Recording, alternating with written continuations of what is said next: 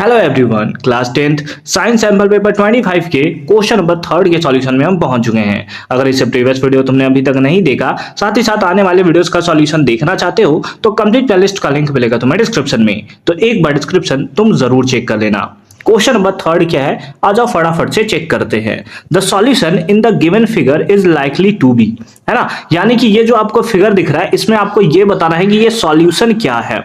Sir हमें कैसे पता चलेगा कि ये सॉल्यूशन क्या है? तो उसके लिए तुम्हें ये बताया है कि इस सॉल्यूशन में बल्ब जो है वो ग्लो नहीं कर रहा है ना, यानी कि ये जो अंदर आप इलेक्ट्रोलाइट्स यूज कर रहे हो, ये जो आपको अंदर सॉल्यूशन दिखा रहा है इसको इलेक्ट्रोलाइट्स भी बोलते हैं। जब ये इलेक्ट्रोलाइट्स यूज कर रहे हो और यहां पर तुमने दो इलेक्ट्रोड्स लगा रखे हैं, बैटरी के थ्रू इसको तुमने कनेक्ट कर रखा है, की को तुमने क्लोज कर रखा है, तो बल्ब जो है वो ग्लो नहीं कर रहा है। बल्ब ग्लो कब नहीं करता, यह है activity based questions chapter number 2 का। इसीलिए मैं तुम्हें बहुत ज्यादा मेंशन करता हूं कि एक्टिविटी बेस्ड क्वेश्चंस तुम बनाते रहना। ऐसे हैंड रिटन नोट्स जो है वो बहुत जल्द चैनल के ऊपर अपलोड कर दिया जाएगा। हो सकता है कि तुम जब ये वीडियो देख रहे हो तब तक ऑलरेडी अपलोड हो चुका हो, तो एक बार वीडियोस वाले सेक्शन में जाकर तुम जरूर चेक कर लोगे। हैंड रिटन नोट्स हैं जिसमें एक्टिविटी बेस्ड क्वेश्चंस मैंने रखा है, जिसमें प्रॉपर नोट्स भी प्रोवाइड किया है और साथ ही साथ पीवाईक्यूज भी हमने वहां पर मेंशन किया है। ठीक है, तो जाकर तुम फटाफट से फ्री नोट्स है जाकर तुम अपलोड कर सकते हो। फिलहाल आते हैं क्वेश्चन के ऊपर।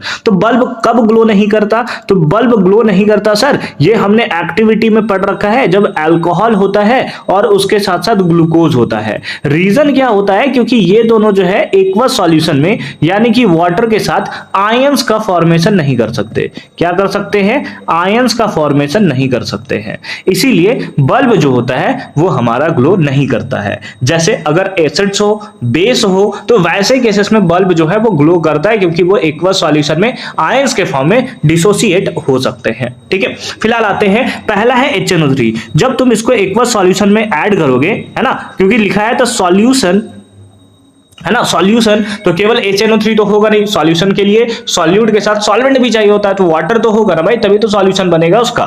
ठीक है, तो ये ब्रेक कर जाएगा किसमें? H प्लस और उसके साथ साथ किसमें? NO3 माइनस में। अगर तुम SO4 देखो, H2SO4 देखो, तो वैसे केसेस में ये ब्रेक कर जाएगा 2H प्लस और SO4 2 माइनस के फॉर्म में, यानी कि ये सब आयंस के फॉर्म में कन्वर्ट कर रहे हैं। सर डी तो बताओ, CO2 है, CO2 को वाटर में मिलाया, CO2 कहां डिसोसिएट करता है? देखो CO2 क्या है? एक नॉन मेटल ऑक्साइड है। क्या है? नॉन मेटेलिक ऑक्साइड है। कार्बन तो नॉन मेटल है ना, तो ये नॉन मेटेलिक ऑक्साइड्स है, और नॉन मेटेलिक ऑक्साइड्स नेचर में कैसे होते हैं? एसिडिक होते हैं।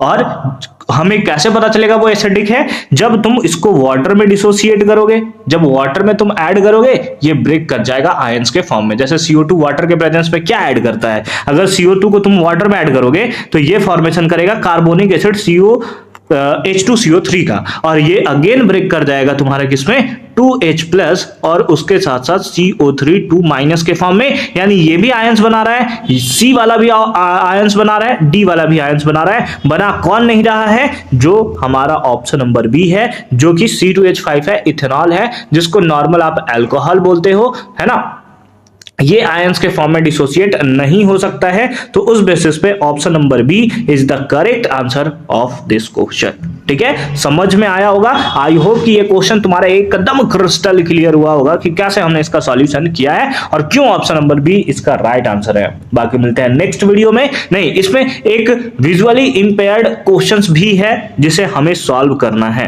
ठीक है, विजुअली इंपेयर्ड स्टूडेंट्स के लिए ये क्वेश्चन है। हमें तो सारे क्वेश्चन सॉल्व करना है ना भाई, जितने ज्यादा सॉल्व कर सके हमें क्वेश्चन सॉल्व करना है, ताकि हमारा जितना भी बेसिक्स हो ना वो सारा का सारा इंप्रूव हो सके। तो देखो क्या है, which among the following is considered as the strongest electrolytes. अभी मैंने देखा था इलेक्ट्रोलाइट्स क्या होता है? जो ऊपर में तुम्हें सॉल्यूशन दिया हुआ था, है ना, यही हमारा क्या होता है? इलेक्ट्रोलाइट्स होता है। ये बात कर रहा हूं मैं, इसके बारे में बात कर रहा हूं। ये हमारा क्या होता है? इलेक्ट्रोलाइट्स होता है, जहां से तुम कैथोड, एनोड, इलेक्ट्रोलाइट्स जो है, इलेक्ट्रोलाइट से जो तुम इलेक्ट्रोड्स करते हो, फिर वहां से अगर तुम पास करते हो तो अगर इलेक्ट्रिसिटी पास करता है, वो सारा वाला केस है ना। तो कौन सा होता है स्ट्रॉन्ग इलेक्ट्रोलाइट्स? Dilute acid. बिल्कुल, एसिड जो होता है वो बहुत ही ज्यादा स्ट्रॉन्ग इलेक्ट्रोलाइट्स होता है। यहाँ की डाइल्यूटेड फॉर्म में भी, कॉन्सेंट्रेटेड फॉर्म में तो होता ही है, डाइल्यूटेड फॉर्म में भी, है ना, वो बहुत ही ज्यादा स्ट्रॉन्ग इलेक्ट्रोलाइट्स होता है। है। हालांकि जब कॉन्सेंट्रेटेड फॉर्म में होगा तो उसमें मिनिमम अमाउंट में भी वाटर तो होना ही चाहिए। जितना ज्यादा डाइल्यूटेड होगा उस केसेस में वो हमारा तो होगा ही इलेक्ट्रोलाइट्स, है ना। तो डाइल्यूट्स एसिड जो होता है वो स्ट्रॉन्ग इलेक्ट्रोलाइट्स होता है, बिल्कुल सही बात है। डाइल्यूट शुगर से कभी वो आयंस के फॉर्म में डिसोसिएट नहीं कर सकता, यानी इलेक्ट्रोलाइट्स वो नहीं बन सकता। ग्लूकोज ये भी नहीं कर सकता। इथेनॉल अभी तो हमने देखा था ऊपर वाले में कि इथेनॉल नहीं कर सकता, ग्लूकोज नहीं कर सकता। तुम शुगर भी वहां पर ऐड कर सकते हो, शुगर के साथ भी नहीं होता। ठीक है, तो ये सारे के सारे हो गए। तो option number A is the correct answer of this question. I hope कि अगेन तुम्हें क्वेश्चन नंबर थर्ड एकदम क्लियर फॉर्म में समझ में आया होगा। बाकी मिलते हैं नेक्स्ट क्वेश्चन नंबर फोर्थ के सॉल्यूशन के साथ। कंप्लीट प्लेलिस्ट का लिंक मिलेगा तुम्हें डिस्क्रिप्शन में, तो एक बार डिस्क्रिप्शन तुम जरूर चेक कर लोगे।